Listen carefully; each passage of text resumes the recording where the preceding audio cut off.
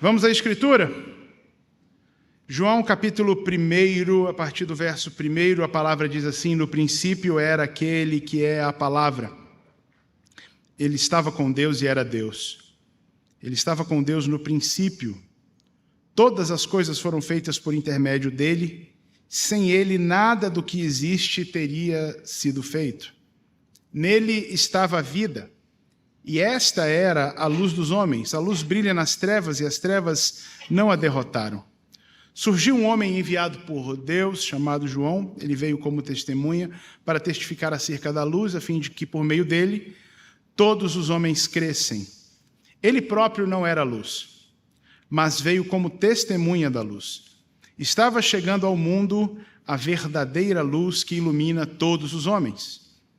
Aquele que é a palavra estava no mundo e o mundo foi feito por intermédio dele, mas o mundo não o reconheceu. Veio para o que era seu, mas os seus não o receberam. Contudo, aos que o receberam, aos que creram, no seu nome deu-lhes o direito de se tornarem filhos de Deus, os quais não nasceram por descendência natural, nem pela vontade da carne, nem pela vontade de algum homem, mas nasceram de Deus. 14. Aquele que é a palavra tornou-se carne e viveu entre nós. Vimos a sua glória, glória como do unigênito vindo do Pai, cheio de graça e de verdade. Amém. Até aí, por favor, tome o seu lugar. Nessa época do ano, quando nós estamos, para quem está vendo gravado depois, nós estamos no fim do ano, nos aproximando do Natal. A gente celebra o nascimento de Cristo Jesus. A gente celebra a vinda de Jesus, de Deus, o ser divino, a este mundo para estar conosco. A questão é que Deus veio até nós com um objetivo. Para muita gente, Natal significa, e fica aí, em que o Deus menino apareceu.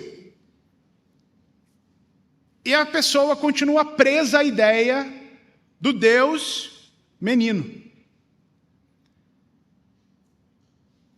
Jesus veio e nasceu, é certo, e nós vamos, nesse tempo, celebrar isso. Mas Jesus não ficou menino para sempre, Jesus não ficou neném para sempre. E a gente gosta muito de nenéns, é ou não é? A gente gosta muito de nenéns. Mas os nenéns crescem.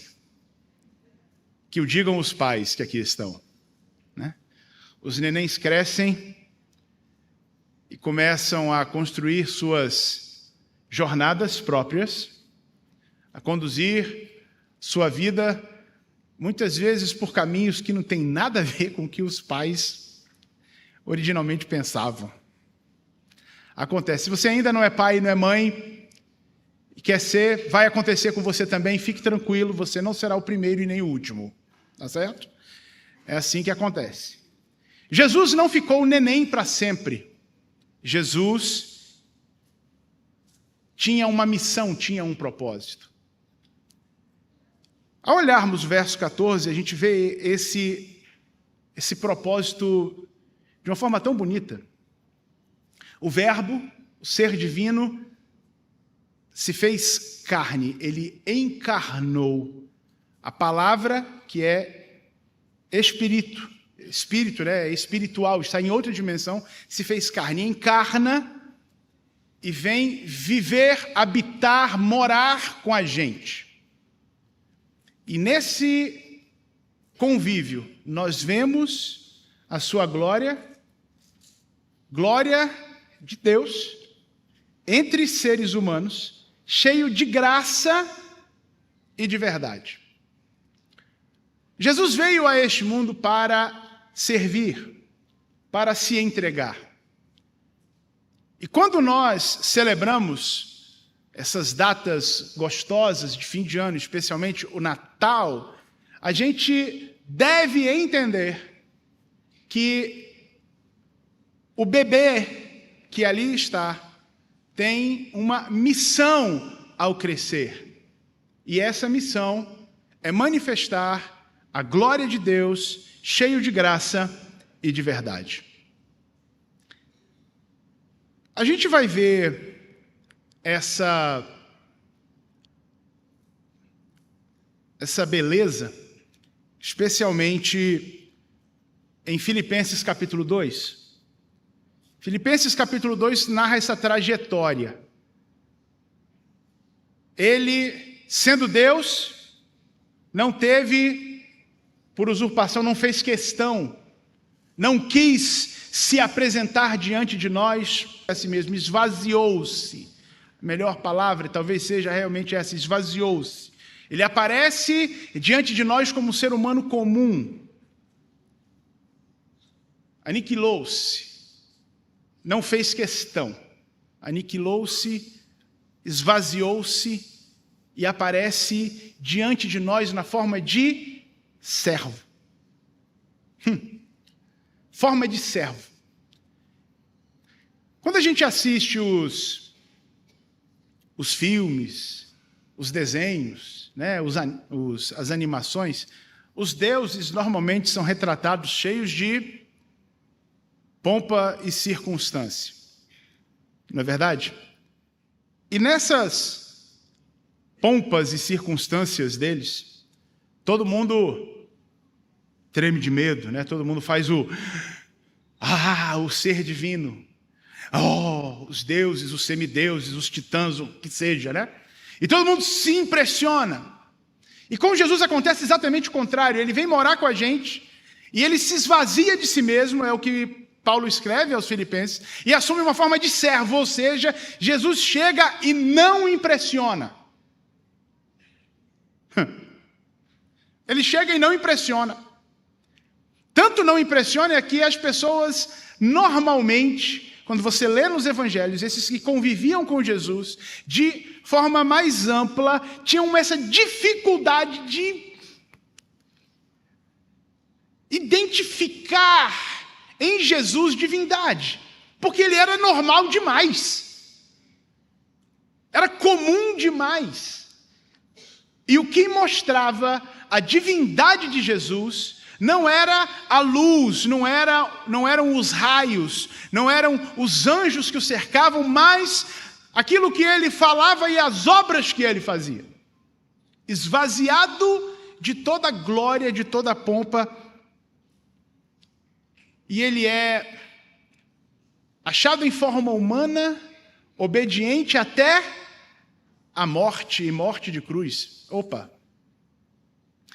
Não bastou só assumir forma humana, esvaziar-se de sua glória, mas ele teve que obedecer e ser obediente até a morte.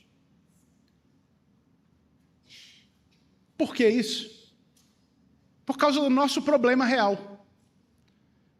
A gente falou isso muitas vezes ao longo desse ano de 2025. Muitas vezes nós repetimos isso ao fazer Cristo, nas expressões de fazer Cristo conhecido. É que não é só sobre fazer o bem. A obra precisa ser completa. Se Jesus tivesse curado todos os enfermos, se Jesus tivesse alimentado todos os famintos, se Jesus tivesse libertado todos os oprimidos pelo diabo, todos os possessos, ainda assim a humanidade estava destinada a uma eternidade sem Deus. O preço da salvação, do resgate do ser humano, não teria sido pago. Escrevendo aos Coríntios, capítulo 5, em sua segunda carta, capítulo 5, verso 21, o apóstolo diz assim: Deus fez de Cristo, aquele que nunca pecou, a oferta por nosso pecado, para que por meio dele fôssemos declarados justos diante de Deus. Uma versão mais clássica diria: aquele que não conheceu o pecado, Deus fez pecado por nós, para que nele nós fôssemos feitos justiça de Deus. A obra de Cristo completa é a salvação do ser humano. E Cristo se esvazia de glória, se identifica com a gente, para que a gente possa ser salvo. Quando você estiver celebrando o Natal, lembre-se disso, que o objetivo de Jesus foi servir. Ele não veio só ser um bebê bonitinho para a gente fazer guti-guti na bochecha dele e admirá-lo e falar, que legal, temos um bebê divino entre nós. Aquele bebê veio com um propósito e o propósito era se fazer pecado no nosso lugar. Que coisa estranha. Que contraste quando a gente olha para o bebê e pensa que esse bebê vai ser feito pecado. É até assustador, né? Os bebês são para ser cuidados, bonitinhos, cheirosos, fofinhos, bochechas rosadas, sorrisos que encantam a todos. Mas esse bebê vem com o propósito de ser feito pecado no nosso lugar, para que a gente fosse declarado justo diante de Deus, e ele morre morte de cruz. Ele não fica morto, ao terceiro dia de sua morte, ele ressuscita, está vivo, vive para todo sempre.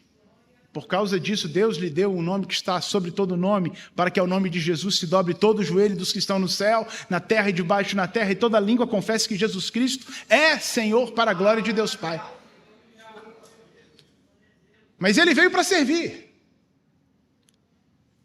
Servir para salvar. Quando a gente vê isso na pessoa de Cristo, e é disso que a gente fala quando a gente participa do pão e do cálice. Mais uma vez eu vou dizer, que essa não foi uma atitude para ser apenas admirada. Servir, ele veio salvar, servir para salvar. Não é uma atitude para ser apenas admirada, mas para ser imitada. E aí, talvez a gente comece a ficar meio incomodado com isso. Porque nós não somos deuses. Mas a nossa tentação, lá no Éden, foi essa, ser igual a Deus. E como a gente gosta da ideia de ter a nossa própria glória. Como a gente gosta da ideia de ser admirado, louvado, aplaudido, reconhecido, incentivado, levantado, abraçado, louvado. A gente gosta disso.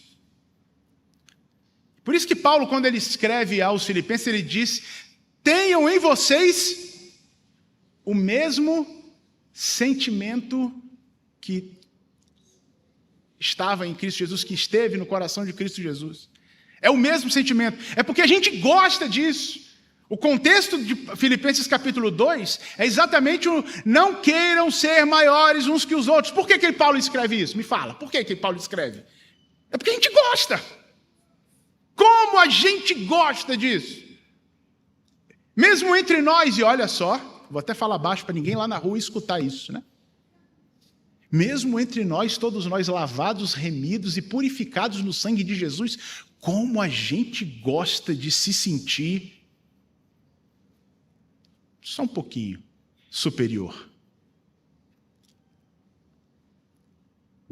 Que se dirá dos que estão lá fora? Isso para nós é extremamente desafiador, mas é daí a razão. Tenhamos em nós o mesmo sentimento que houve também em Cristo Jesus. A gente precisa se despir da nossa pretensa glória, que a gente acha que tem. E se envolver com pessoas para que elas sejam salvas, que elas sejam alcançadas, que elas sejam edificadas no seu processo de salvação, que elas sejam alcançadas, que Cristo seja conhecido por nossa vida. A gente tem que sair do nosso pedestal, se é que a gente tem um, mas a gente sempre acha que tem. Mas Deus fez isso. Jesus não teve por usurpação o ser igual a Deus, não fez questão de aparecer como Deus, ele vem e mora com a gente. E Jesus vai nascer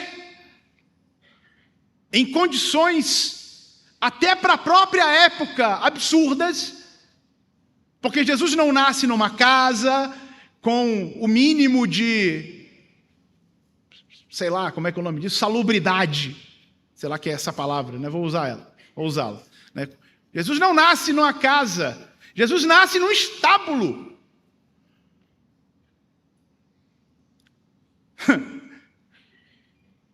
Jesus nasce num estábulo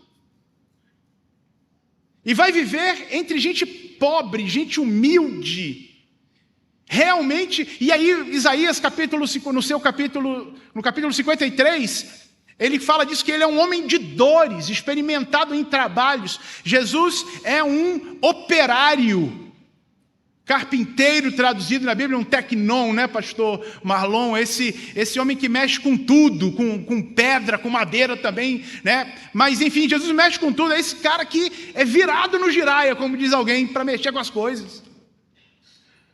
Homem de dores, você pega na mão de Jesus, bom dia Jesus, é mão calejada. É braço que tem cicatrizes de carregar pedra, de se cortar, de se lanhar, de se arranhar. E o propósito disso tudo, de novo eu falo, é que a gente tivesse salvação. E aí ele nos convida a fazer isso. Acho muito interessante, eu gosto muito desse texto de Lucas capítulo 10, quando Jesus envia os seus discípulos. Jesus está enviando os 70. E ele diz, vão pelas cidades, vão pelas vilas, falem e tal. Não levem isso, não levem aquilo. E no verso 9 ele diz assim, e quando entrarem numa cidade, curem os enfermos que ali estão e anunciem-lhes é chegado o reino de Deus. O método de Jesus de curar enfermo, quando a gente olha na Bíblia, não é certo o que ele fez, mas não é bem esse o método que ele usa sempre, né? O que ele mais usa é o de se envolver com quem está doente, é o de ter empatia com quem está sofrendo, é o de se curvar, se abaixar junto ao cego, é de se curvar junto ao aleijado, é o de estender a mão para quem está morto e precisa levantar. Jesus se envolve com gente. E Jesus diz para os discípulos, entrem na cidade, tem que entrar lá. E entre nós, assim, a gente tem os nossos traumas, né, de alguns lugares que a gente vai. Tem lugar que a gente não gosta de ir, né? Você fala o nome de uma cidade, a pessoa fala, ai meu Deus, não vou lá não. O último lugar que eu quero ir é, meu Deus, lá não, diz. Mas Jesus disse para os 70, vão, entrem nas cidades. Em quais cidades? Todas. Vai andando. Aonde você for, você chega lá e cura o enfermo. Se envolve com essa pessoa e sirva.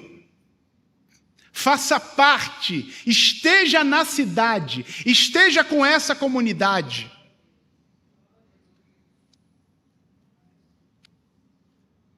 Não é só, porque a gente gosta muito disso, né? De ver Jesus, olha para os 10 leprosos que estão lá. E Jesus fala, vão. A gente gosta muito desse tipo de envolvimento com pessoas. Que a gente olha para elas nas necessidades delas lá e diz para elas, sejam abençoadas. Vou fazer o Pix. Vou mandar o e-mail. Vou mandar, né?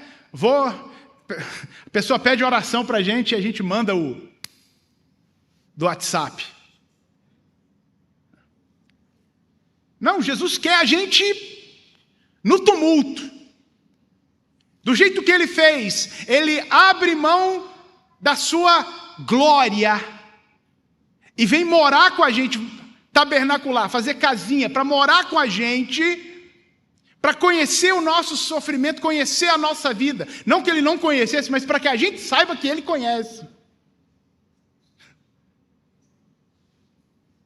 É para que a gente saiba que ele conhece.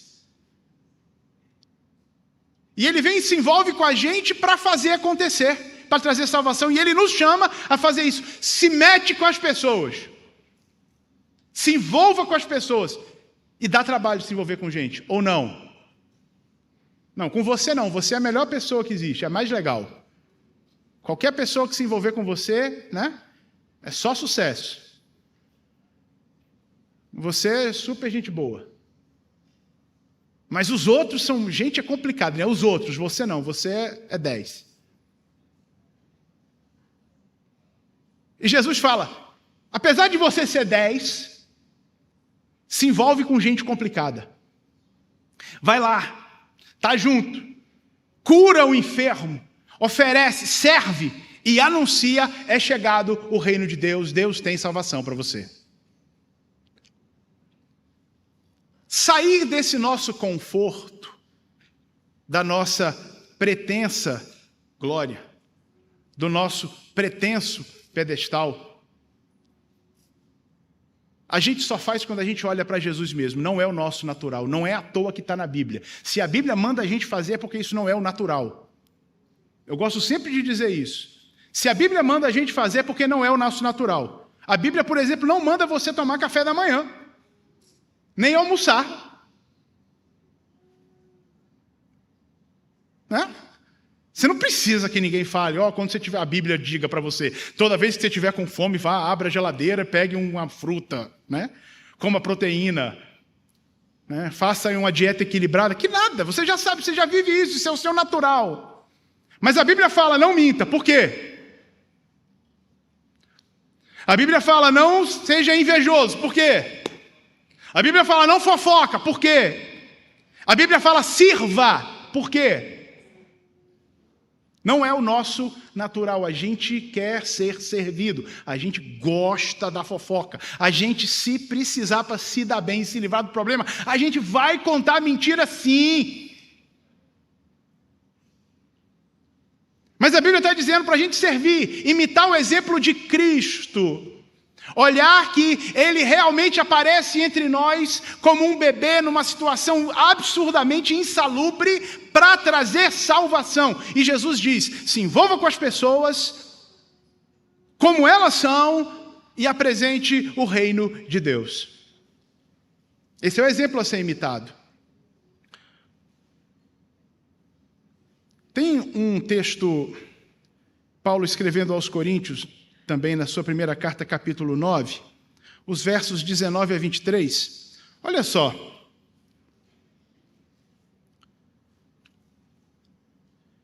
Ele diz assim, embora eu seja um homem livre, veja bem, Paulo aqui está imitando Cristo.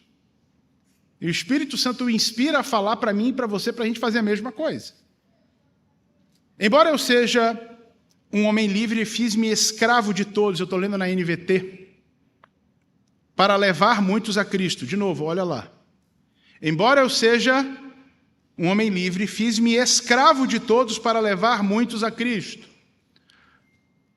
Só um parênteses aqui. O tempo verbal aqui no original, que foi escrito, que não é o português, é o grego, é um tal de presente aoristo.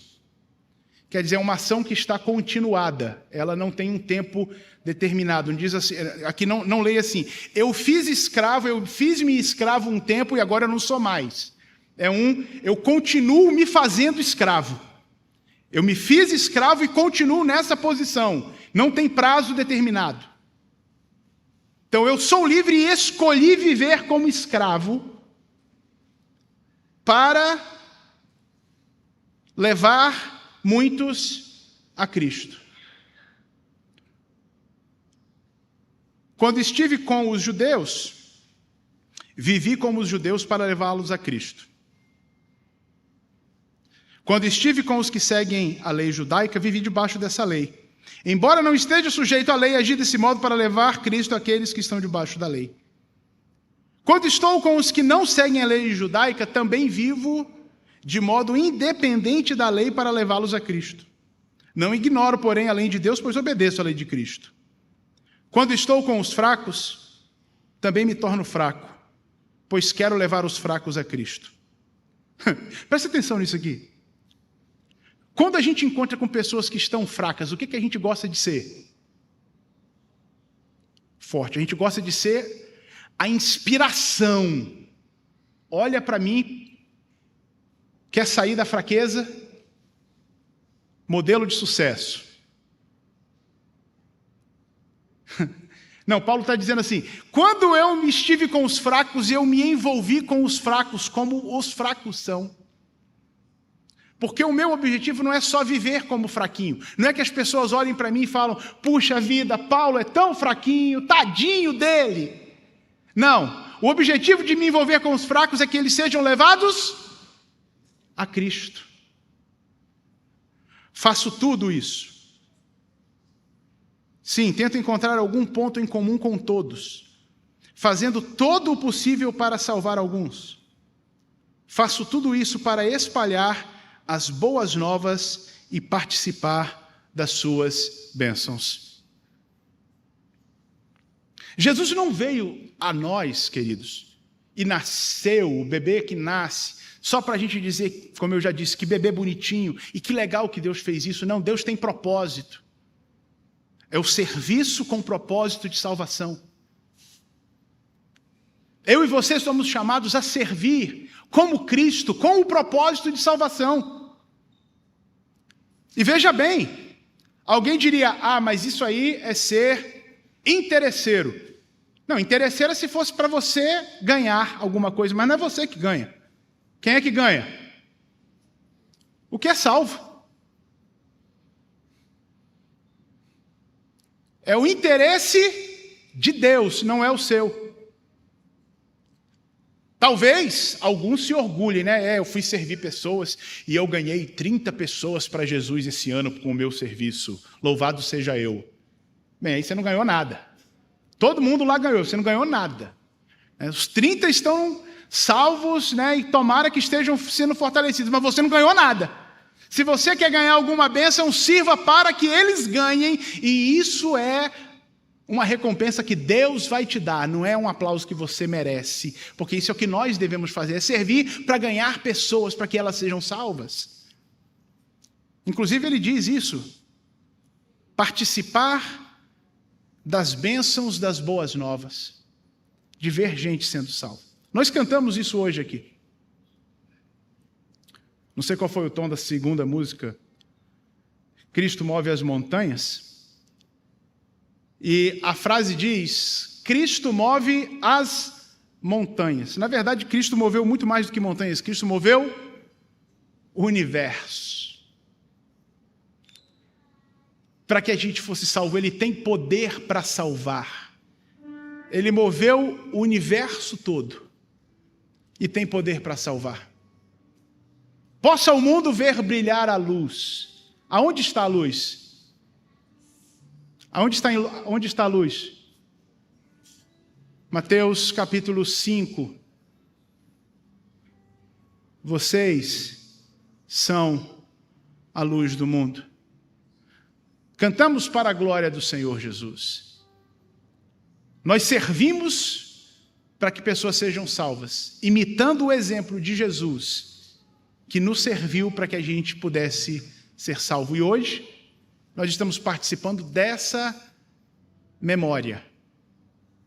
Jesus não morreu só para ser Marte, Jesus morreu para que você estivesse hoje aqui e fosse salvo.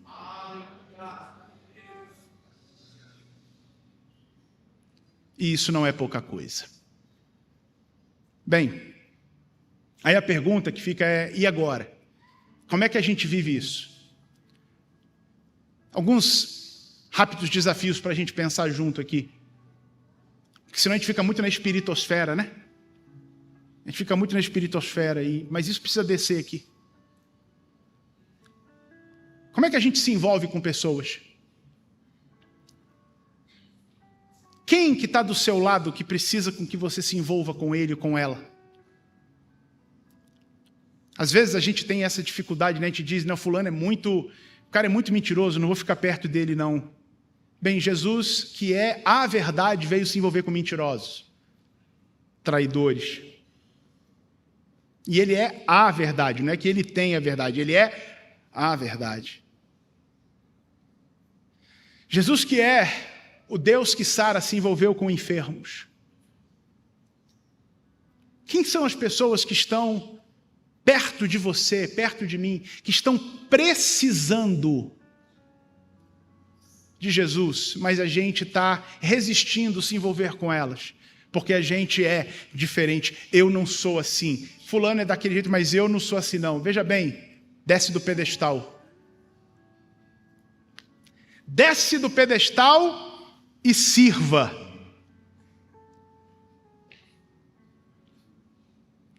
Talvez você diga, o cara é difícil, a fulana é difícil, se eu servir ele vai me pisar. Vai, mataram Jesus.